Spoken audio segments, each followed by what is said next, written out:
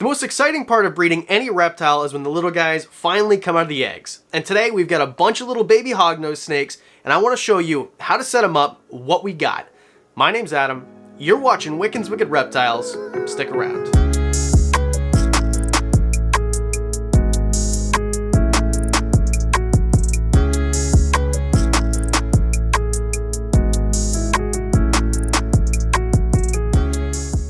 So right now we've got a bucket full of little snakes. We got 8 of them out of the egg. Another one is pipped, and there's a few eggs that still haven't started to pip yet. So pipping is just when the little baby's inside, cut the shell with their egg tooth, stick their little head out. It looks really cute, looks like this. So let's just go over what we have. I'm gonna show you how to set them up and what the babies are, because if you wanna buy one, they'll be on wiccanswickedreptiles.com very soon. So the idea is, it's actually really simple. If you have a rack system, which is the easiest way to do it, you'd set them up in tubs. And what we have here is just 6-quart tubs, and you don't really need a lot. So paper towel, the nice thing is if you get these half-size paper towels, they fit like they're made, like a glove, like they're actually made for that. A water bowl, which I'm just gonna use these little tiny deli cups, because if you look at the size of one of these little snakes, this one's shedding, but if you see like how small they are, and this guy's got, it's just his tongue is still stuck out because he's got a piece of shed on it. If you see how small they are, they could really stick their whole body in there if they wanted to. So we're just gonna use this size, but you could use a clay pot or whatever, a commercial grade one of those, and then you're gonna need some hides.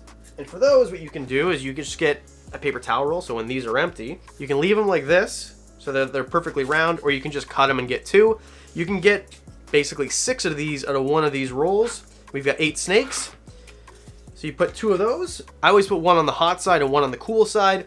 I just use bottled water, although you could use tap water or you could use a water conditioner if you want. What I'll do also is take a rock. They haven't been sterilized yet. Put a rock in the middle, and that way when they're shedding, like you can see this little guy is right here, they have something rough to get the shed off of their skin. So that is as simple as that. Now the fun part, what did we get? And the important part to remember is, if you're breeding snakes, you wanna have detailed records of what they are.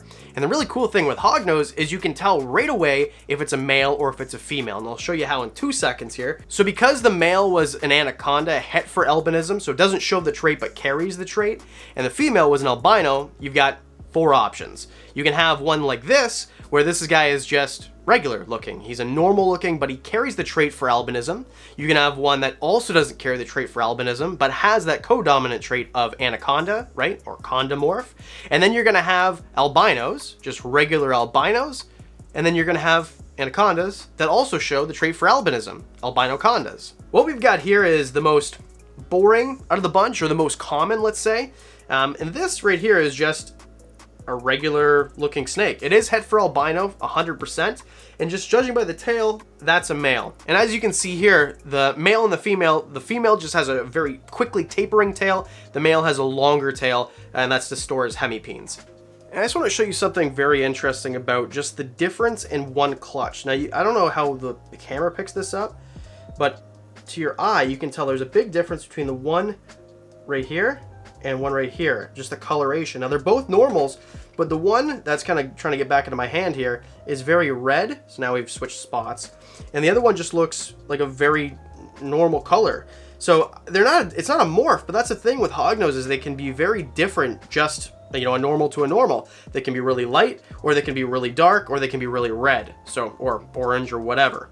So now let's move on to something a little bit more interesting. This is what you get when you don't have the recessive trait, the albinism, showing, but you do have the co-dominant trait of anaconda showing. This is an anaconda morph. They have a reduced pattern, so you'll notice that the difference, right? We'll show you the difference. This is actually a really big male next to. So you're gonna be able to see the difference here.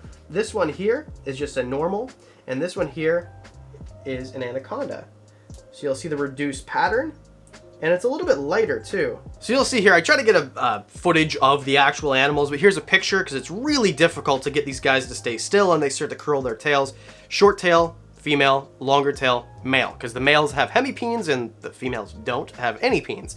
So that is the difference between the two. This is an anaconda female, which is really interesting, which means that if we breed her back to an anaconda, you will actually get the super form of codominant gene called a superconda, and it looks like this. And because she carries the trait for albinism, if you bred her to an animal like her dad, for example, we won't breed her to her dad, but if we did, then you could get an albino super Conda. Now, the next most interesting one, in my opinion, is just the albino gene by itself. No co-dominant trait, just the recessive. So this is an albino, no Conda, just an albino snake. And I'll show you the difference between the albino and the albino Conda, so you can see the difference very easily, how this one right here has a reduced pattern and this one doesn't, but they're both orange, they're both albino. And one is much larger than the other, it looks like. Now, the last variation in this clutch, and this is the one I was the most excited about, these are albino Condas. And then you can see the difference. This is the polar opposites, right? This guy right here is your normal. I think this is the red one we were talking about. And this one here is your albino Conda. So literally, like the two ends of the spectrum of what you could get from this clutch. So this was a fun one, a little bit different than what you normally can expect from me. I just wanted to show you these little guys. I've been kind of taking you along the journey of breeding these reptiles, showing you what hognose snakes are, care guides, how to breed them, and then now we finally have what we were going for the entire time, and this is the perfect example of what I wanted. This is an albino super Conda. It's a male, it's perfect. Couldn't be happier with having this animal. So what do you think? Do you like episodes like this? We should have some baby leopard geckos coming. I'm really hoping that the ball pythons, we've got a couple breeding pairs, are gonna lay eggs soon.